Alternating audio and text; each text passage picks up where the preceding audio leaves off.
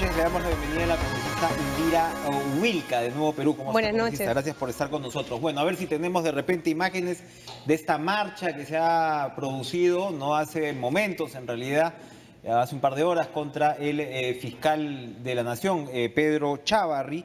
Y eso es, digamos, lo que enmarca el momento que vivimos. Ya vamos a hablar en minutos, Indira, ¿no? Allí vemos la marcha que ha sido pues copiosa, significativa, grupos organizados, nos imaginamos también que ciudadanía pues diversa Claro. que ha manifestado su oposición a la permanencia de Chávarri.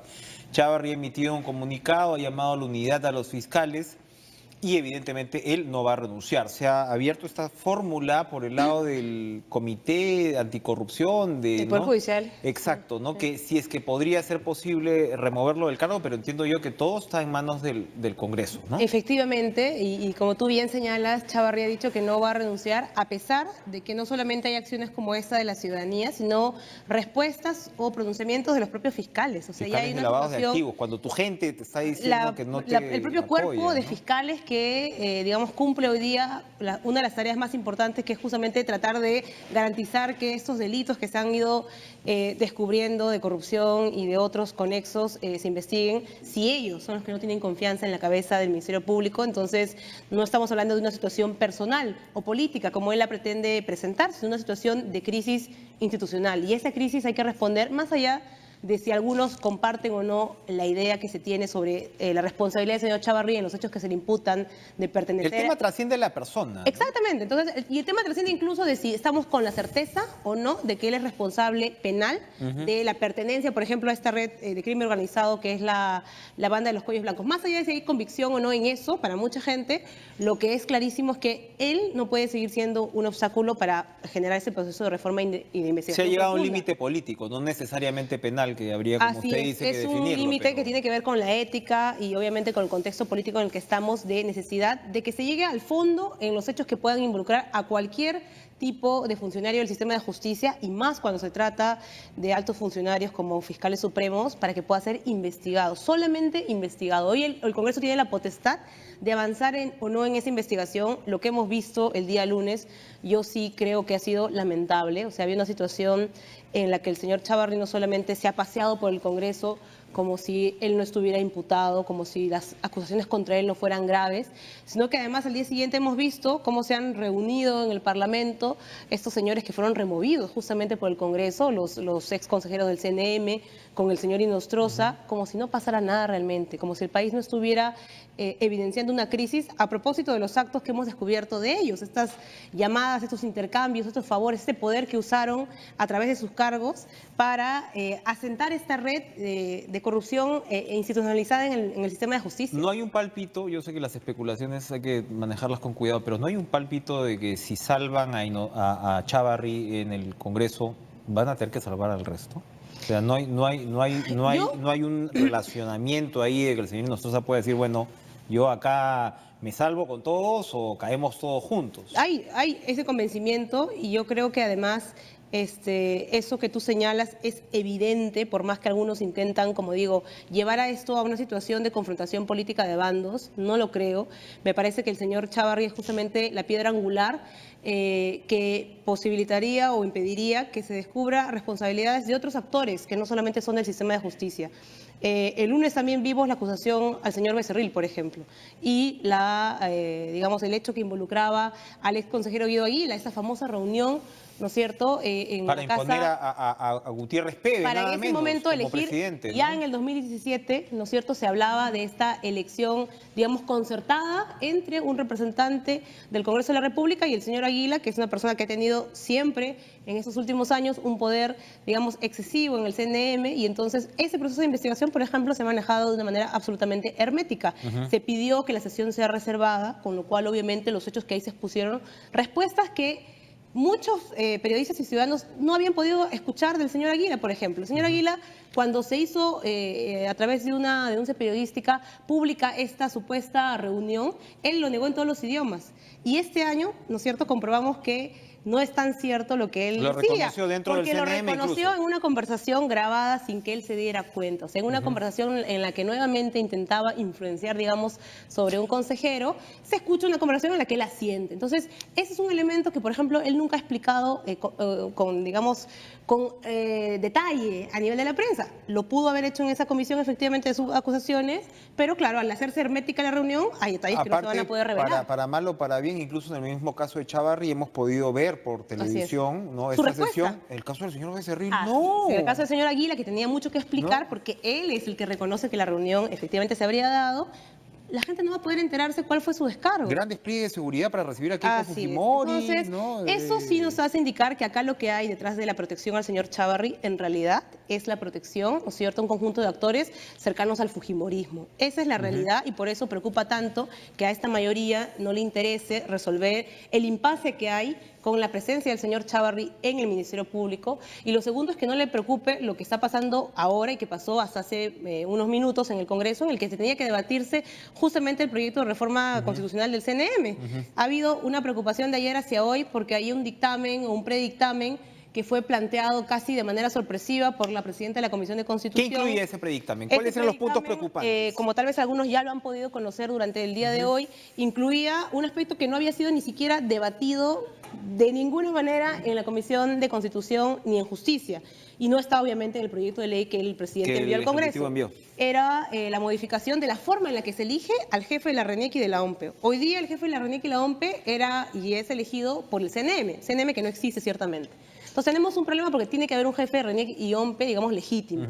¿Qué es lo que plantea el fujimorismo en ese predictamen? Que fue que el jefe del RENIEC y la OMPE lo elija el Congreso de la República. No lo puedo creer, no lo puedo creer. He estado un poco desconectado el día de hoy. No puedo creer lo que usted me está diciendo. A partir de una precisión... ¿De verdad? ¿Así con esa claridad? Ese ¿Que es el Congreso texto. iba a elegir al jefe de la OMPE? A partir de una ¿Un actor terna, político iba a elegir a quien supervisaba las elecciones en el país? Eso es lo que está en el dictamen. Y claro, ¿cuál es el hecho que querían, digamos, con el que querían aminorar este cambio que no ha sido ni siquiera debatido? Claro, que se elegía sobre la base de una terna planteada por el presidente de la República.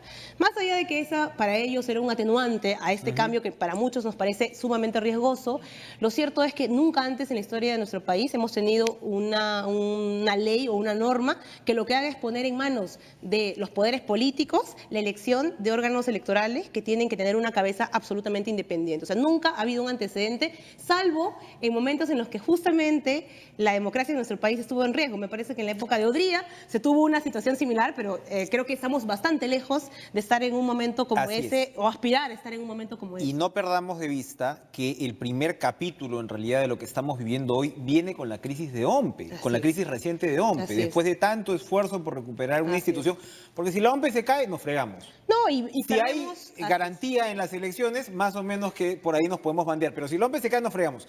Lo que ocurre es que hay una manipulación política por parte del CNM para beneficiar supuestamente a un presunto partido político, y esto explota de alguna forma y tiene pues su correlato en el tema de los audios. Entonces, si estamos insistiendo en algún tipo de influencia política sobre el organismo electoral, pues no vamos ni siquiera a arrancar en primera. Pues. Ahí no hay ninguna demostración de voluntad política y no solamente eso, sino que ya hay una voluntad, digamos, proactiva de intentar... ¿Ya se corrigió eso? De intentar bloquear... Mira, no, hemos salido del Congreso hace un rato, la Comisión de Constitución seguía debatiendo, yo soy integrante de la Comisión, pero de Justicia.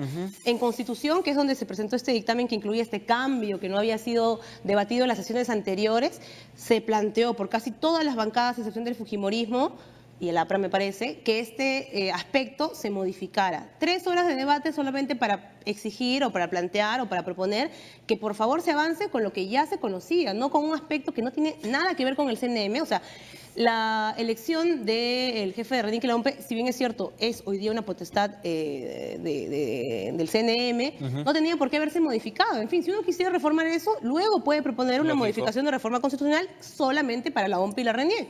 Pero qué, digamos, intención hay detrás de introducir un cambio de este tipo con las connotaciones que tiene, porque además estamos hablando que el propio Congreso de la República se quiere dar la facultad, ¿no es cierto?, en un contexto en el que ha perdido la legitimidad. A algunos no les gustará esto, pero eso es cierto, nos guste o no, hay una interpelación también de la ciudadanía al Congreso y se quiere dar la facultad para elegir al propio jefe de la OMP, que hoy no existe además. Vamos a tener que elegir a un jefe de la OMP porque hoy tenemos un encargado. Un interino, el jefe sí. de la OMP justamente entró en un proceso de investigación y seguramente de sanción cuando culmine, cuando tengamos un CNM. Entonces, de todas maneras, a este Congreso le tocará en algún momento elegir a un jefe de la OMP. El 2019 vence el mandato del jefe de la RENIC, o sea que si las cosas seguían como estaban con ese dictamen o ese predictamen, probablemente también al Congreso le tocaba elegir al Lo lógico, jefe de la pues, RENIC. es apurarse para tener la nueva configuración del Así CNM es. lo antes posible. Exacto. En ese punto, ¿dónde estamos? ¿Cuáles son lo que preocupa? O ni siquiera hemos llegado Nosotros- a eso. O sea, han juntado pues los 8 proyectos de ley. Yo pensé que iba a ser relativamente más sencillo. Yo creo que se quiere oscurecer el debate cuando hay algunos elementos que están claros, ¿no es cierto? ¿Qué posibilidad nos ha dado hoy de tener ya predictámenes listos? Un poco de sincerar las propuestas. Nosotros hemos dicho en la Comisión de Justicia y se ha replanteado también en la Comisión de Constitución, como bancada lo hemos señalado, y nos ha dado gusto encontrar otras bancadas que han coincidido, que el elemento central del proyecto de reforma constitucional tiene que ser que la modalidad de elección de los integrantes del CNM varía de ser una modalidad en la que instituciones eligen casi por designación o por el... Colegios no profesionales, o por colegios procesos de profesionales, elección, universidades privadas, o por universidades procesos de públicas. elección que eran muy grises, Sí, muy bueno, grises, miren qué pasamos terminamos. a una modalidad de elección por concurso público, de méritos. Entonces, si bien es cierto, hay una comisión especial que preside ese proceso de concurso público, esa comisión no es la que designa a los integrantes del CNM. Esa comisión lo único que hace es garantizar con su presencia ahí y respaldar el proceso de concurso público. Comisión con representantes de las instituciones políticas, ¿verdad? En la que está- Pero el proceso de selección viene, o sea, ellos La le presentan mecánica de elección la sigue baraja, siendo ¿no? así Como es. por La concurso. mecánica de elección es concurso público de méritos en la que se valora la trayectoria del candidato, ¿no es cierto? Hay un conjunto de requisitos que también están armando el perfil del nuevo integrante del CNM. En eso hay algunos detalles que han variado de bancada a bancada. Nosotros hemos dicho que, por ejemplo, tiene que respetarse este criterio de antigüedad por la trayectoria, una persona profesional en cualquier ámbito, pero con un número de años de ejercicio profesional mínimo, que tiene que estar explícitamente en esa reforma constitucional señalado que esa persona candidata no debe tener conflicto de intereses. O sea, yo no puedo haber, por ejemplo... Todos abogados, ¿no? Todos hombres de Nosotros leyes. hemos planteado que no se cierre solamente a los abogados, que sean profesionales con una hoja de vida intachable, sin cuestionamiento, 30 años de ejercicio profesional, con un perfil que no implique algún conflicto de interés en su hoja de vida, pero Porque que no puedes tener abogados malazos también, como hemos visto. como o la sea, mayoría, sí, perdóname, sí, mucha gente... si realmente te vas al mucha tope de los gente ha profesionales... argumentado en favor no de solamente necesitan los ser abogados, abogados. pero perdóname, la mayoría de los implicados en estos hechos lastimosamente de la profesión del derecho. No digo que eso tenga No, que claro.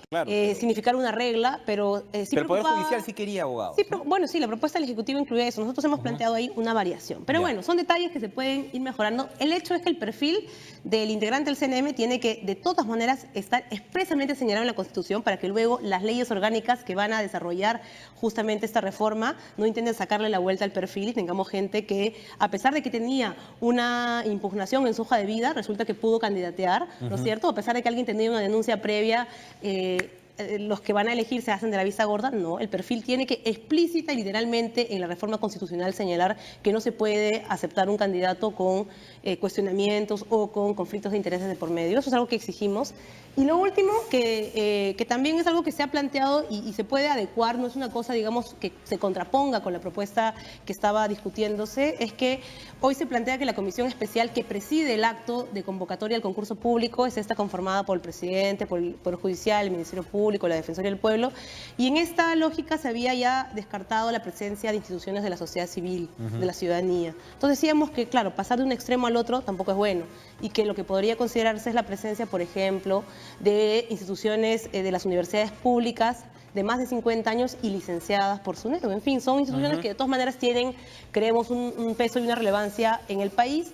Y por otro lado, un representante de los colegios profesionales, pero en la misma lógica, no de que ellos designen, sino en la lógica de que ellos presiden el proceso de elección, que es un concurso público de méritos, y cuando es público garantiza además que sea un concurso transparente, un concurso en que la ciudadanía tiene la posibilidad de pedir información de quiénes son los candidatos. O sea, no es un concurso o una designación que se realiza como se realizaba antes, medio en la sombra, medio con bastante secretismo, sino todo lo contrario, un proceso en el que la ciudadanía sabe, escruta, vigila quiénes son esos candidatos candidatos y puede garantizar y alertar si es que hay alguien que Muy bien. efectivamente no cumple con ese perfil. Entonces, estamos en ese momento.